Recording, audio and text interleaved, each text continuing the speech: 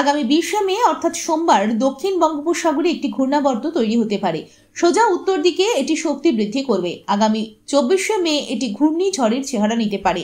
25শে মে সন্ধ্যার পর এই ঘূর্ণিঝড় পশ্চিমবঙ্গ অথবা বাংলাদেশের দিকে এগোতে পারে। 2020 সালের মে মাসে যে আমফান ঝড় হয়েছিল, এই ঘূর্ণিঝড় রেমাল অতটা শক্তিশালী নাও হতে পারে।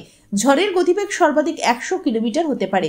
এই সাইক্লোনের জেরে আগামী 24শে মে রাত থেকে বৃষ্টি শুরু হতে পারে, চলতে পারে 26শে মে পর্যন্ত।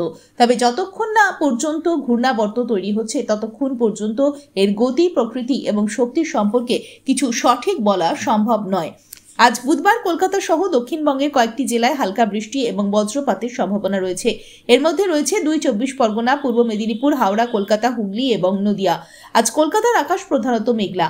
আজ কলকাতা ও তার পার্শ্ববর্তী অঞ্চলে দিনের সর্বোচ্চ তাপমাত্রা 37 ডিগ্রি সেলসিয়াস, সর্বনিম্ন 28 ডিগ্রি সেলসিয়াস। বাতাসে আপেক্ষিক আর্দ্রতার পরিমাণ 58%। ব্যুরো রিপোর্ট, ই নিউজ ভারত।